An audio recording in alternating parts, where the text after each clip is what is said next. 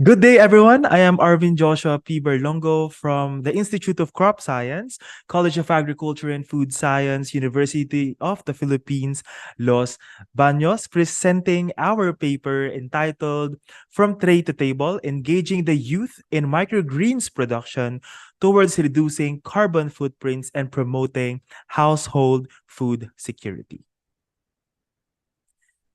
According to the United States Agency for International Development, the age of farmers are now rising from 57 to 59 years old. This is actually a very alarming statistic, considering that less and less youth are now interested in agriculture. In the same source, they also noted that a significant number of young Filipinos do not actually consider pursuing a profession in agriculture to be financially rewarding. And this is evident within our society as we have built a negative perception towards agriculture. In textbooks, farmers are being portrayed as always in the sun, destroyed clothes, and those things have a lot of influence on youth perception in agriculture. And this picture right here is what we call microgreens. So, what are microgreens? So, microgreens are seedlings that are harvested during their early stages. Let's say, for example, 7 to 14 days. So, they are already harvested in this stage. So, it goes into the principle of hyperlocal production because you can grow wherever you are. So, in this case, it is just on a tray. I placed the seeds and then they grew after 3 to 5 days and they are already ready for harvest. Considering that it is also environment friendly because it has less carbon footprints. Imagine the food value chain. Let's say, for example, you are coming from a far away farm, let's say for in Benguet, and it will take a lot of processes, transportation for the food to get into your place, into your plate. What we are also aiming for this one is to lessen the food value chain by producing where we are, thus lesser carbon footprints. It is also low cost. It addresses food and nutrition security. It is sustainable. And of course, one of the most important part, it is nutrient dense. Rena and Paradiso in 2020 stated that microgreens has 2 times of the phytochemicals, of the phytonutrients compared to the full-grown crop. So let's say, for example, you will eat a lettuce from your samgyupsal and you will eat lettuce grown as microgreens. This microgreen lettuce has 2 times of the nutrients that the full-grown lettuce have. So the objective of this paper is to shed light on the development of strategies on how the youth can be encouraged to participate in agricultural activities, particularly microgreens production, which can be done in the confines of one's home in the absence of agricultural land holdings. So the strategies that we have formulated for this paper is the incorporation in crop science courses in horticulture and agronomy, projects, exhibits, and food festivals, extension activities, seminars, social media, education, distribution of microgreen kits, research development, which includes special problems, theses, and laboratory exercises. So for the first strategy is the incorporation of microgreens in the different courses in agriculture. Let's start with the basic agriculture courses.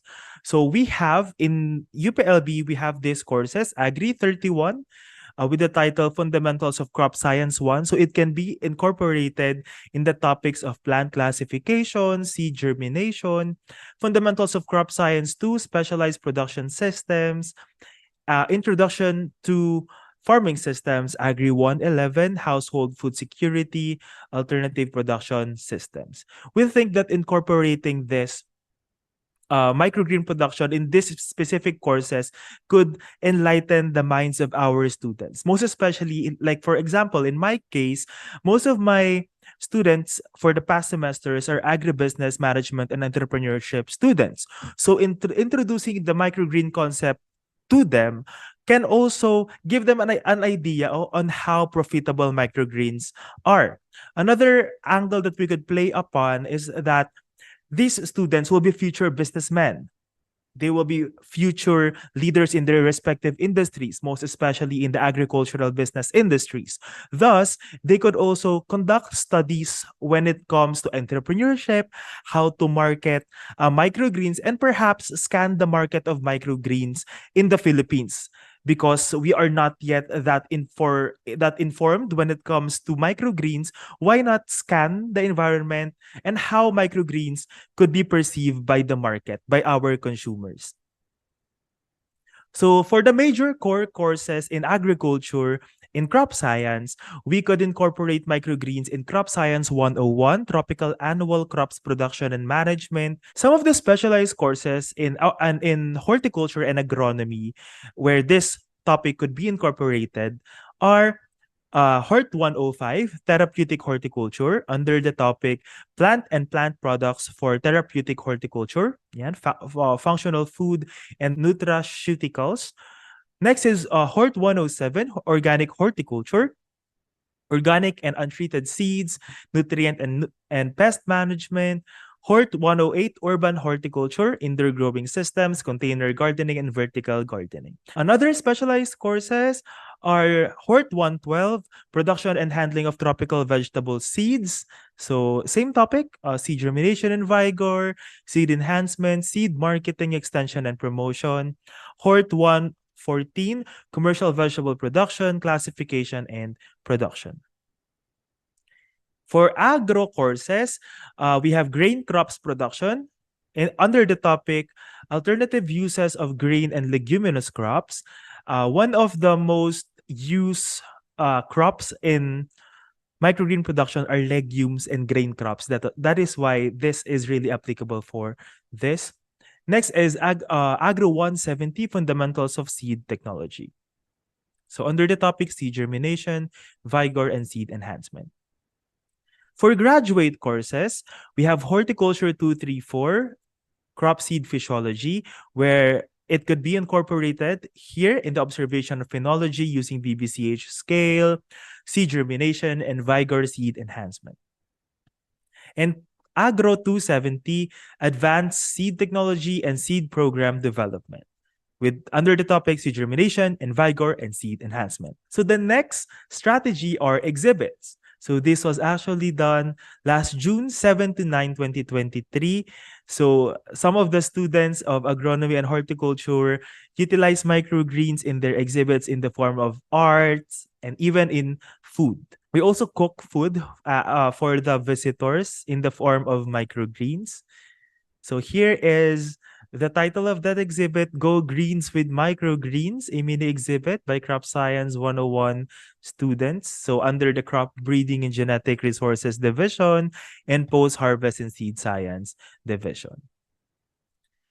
Also, we have food festivals that were conducted, like this one where students were tasked to create different foods with vegetables and microgreens as their ingredients. So some of the foods that were created by our students are microgreens served with nuts. Yeah, so scrambled eggs with soybean microgreens, stir-fried tofu with mung bean microgreens, vegetable salad, and here are some sunflower microgreens. Next are extension activities.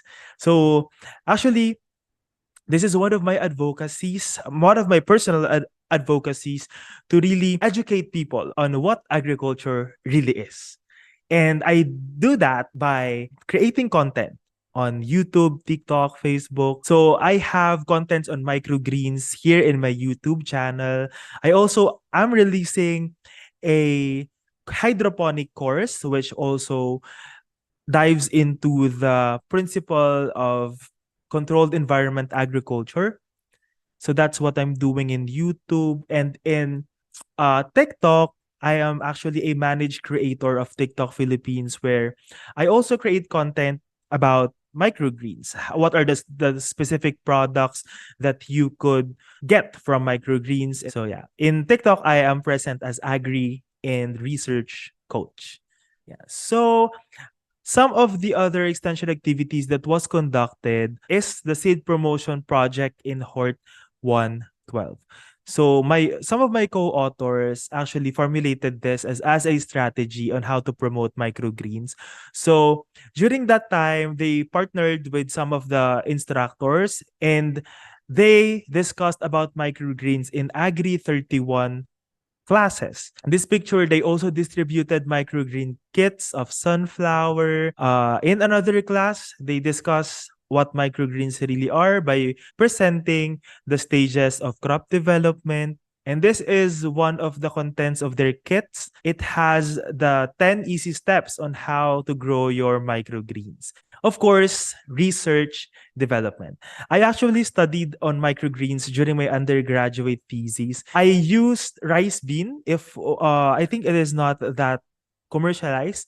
Rice bean is also known as tapilan, and this is how I grew microgreens during that time. So there are a lot of things that we were able to get from that undergraduate thesis, most especially in terms of how to plant it, what are the different indicators that they are already ready for harvest, and some physiological observations. I am actually continuing to study on this now in my master's, and I can't wait to really discover more on how rice bean microgreens can affect even commercialization, the market, and consumers. So some of the students here at the Institute of Crop Science also created different research, also studied on different research on corn microgreens, soybean microgreens, in their special problems and their undergraduate theses. Some faculty in charge also included this as a part of laboratory exercises. For instance, in my case, I included microgreens in Agri 31 exercises 8 and 9. Exercises 8 and 9 delved with seed germination, seed viability, and exercise 9 on crop breeding. So I aimed to really introduce to my students how the breeding and the seed production is really connected. There are a lot of things that we could study on microgreens, let's say, for example, post-harvest technologies that could be incorporated in microgreen production. In the food science sector, we can also study on that. The seed production sector, the breeding sector, we could develop perhaps in the future seeds that are specialized for microgreens. So those are things that we are looking forward in our institute. So for the conclusions, we think that youth engagement in agriculture is crucial in nation building. Thus, we created this paper, we presented this paper in this specific conference because we think that the core values of the things that we are doing are in line with the core values of this conference. We need to fuel them to venture in agriculture practices.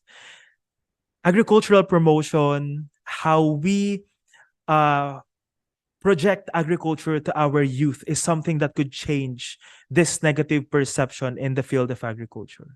Thus, we think that involving them in microgreen production is a strategic start.